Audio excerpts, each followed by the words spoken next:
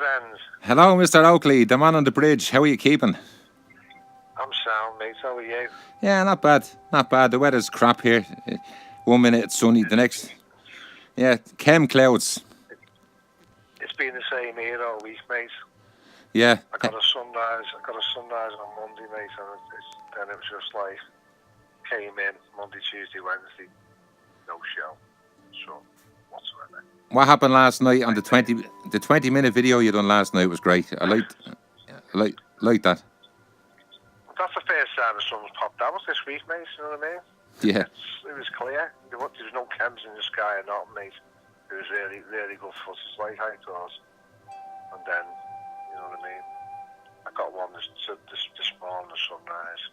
And like, but that wasn't actually great, like, with all the cloud cover as well.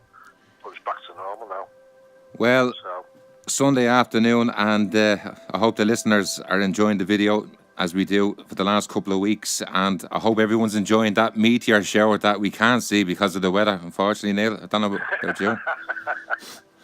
I know, they'll hear it. I know you got no chance of seeing that, mate. You won't let us see that. That's it. I mean, I wonder why that is.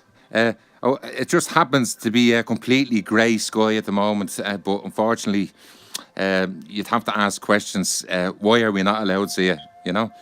Well, that's it, mate. Like mine's the same. You know what I mean? Training as well, like, you know what I mean. So I'm not far from you, really, am I?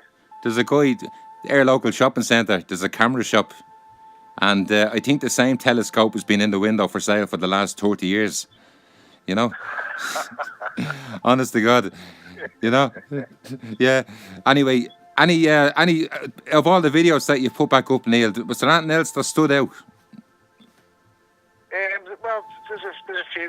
There was something that got sent to this international group that I'm in, like this white object that was next to the sun, and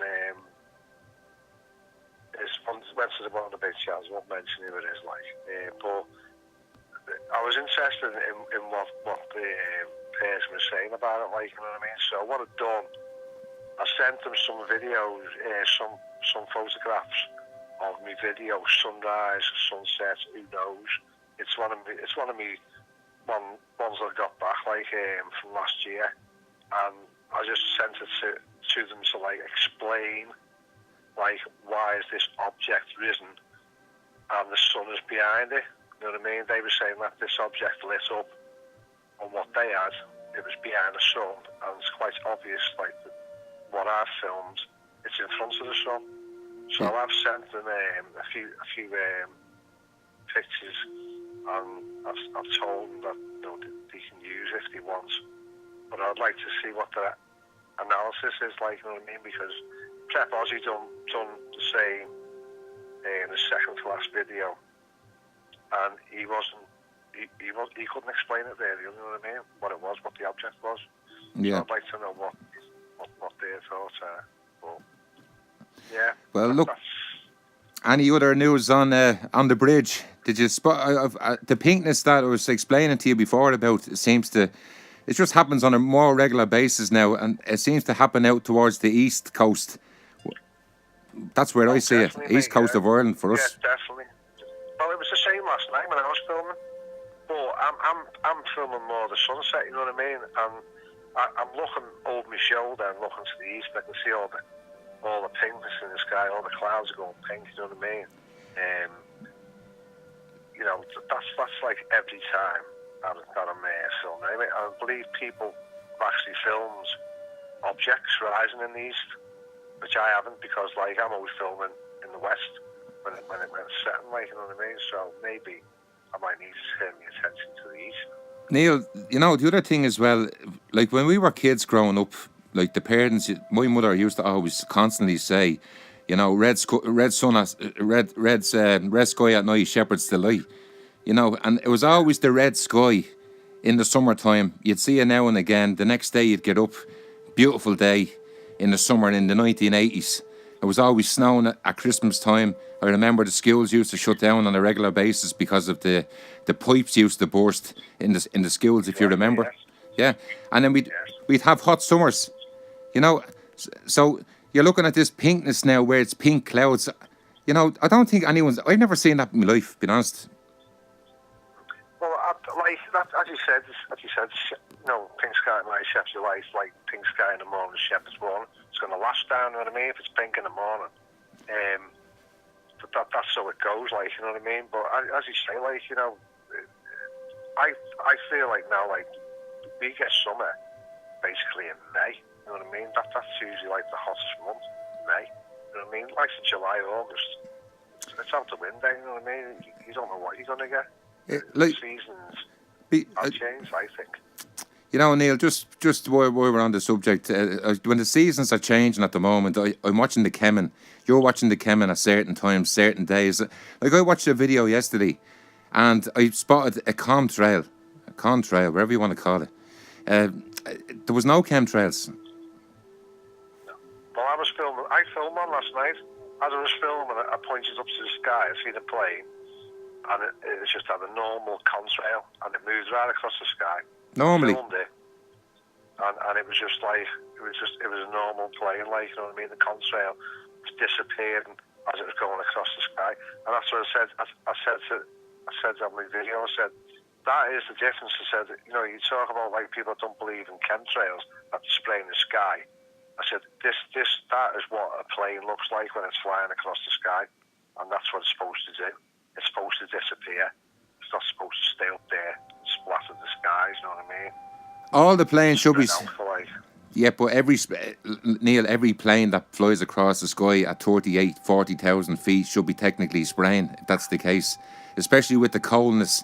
It's freezing up there. I mean, you'll die going up Mount Everest.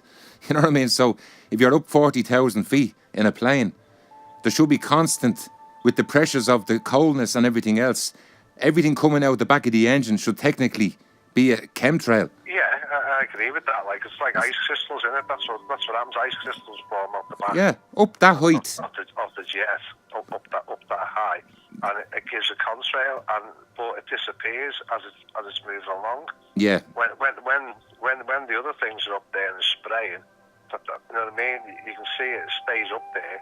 It's like, it's not rocket science, is it? You know what I mean? Like, I was looking at it. A third of all Americans now believe in chemtrails. Exactly. A third of all Americans. You know what I mean? So, well, Neil, I was never asked to do a poll in my life. I'm sure you probably weren't ever approached. I was never asked to do a poll, and I'd love to know who the 33% is technically.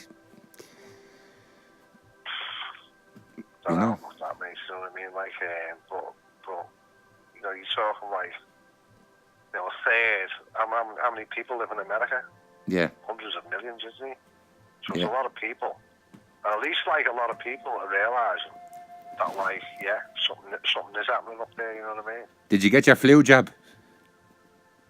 No, I don't have that, mate. I want a flu jab. No, I never got it. No. The families do because they suffer with asthma, but I don't bother. I've never ever been to the doctors for a flu jab. Yeah. And how did he get the asthma in the first place, Neil? They're probably living right beside a power station, you know what I mean? Well, they are, yeah, and all the crap they're spraying in the skies, like, you know what I mean? But, you know what I mean? Asthma, you know... when was the last time you heard a doctor saying, oh, it's hereditary? Huh? Hereditary. Yeah, it's in the genes. Yeah, Levi's. It's in the back pocket. Look, Neil... Don't worry about it, it's in the genes. Well, Neil, look, I hope the weather gets a bit better over there. We have to cut our time as usual, and it's a pleasure to talk to you this Sunday afternoon. I hope everyone's enjoying their cup of tea. Well, I am anyway, mate. You know what I mean? But like, I'm gonna go up and try and get a sunset now, like, you know what I mean? But I don't know. Just to see what happens, mate. But it's been great speaking to you, Paul.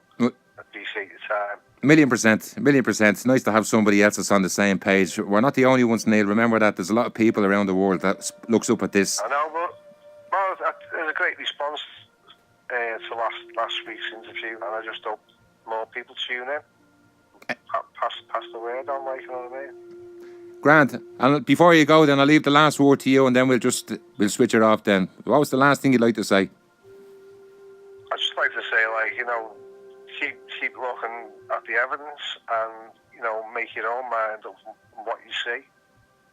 You know, in the actual evidence that you're getting of people who are legit and reliable sources. You know what I mean? Don't believe in everything what you hear on the news, because a lot of it's disinformation. Well, keep your eyes open, keep looking up, and see if you can see the Leonids. Grant, in the meantime, Neil, we'll talk next week. And in the meantime, see us all. All the best.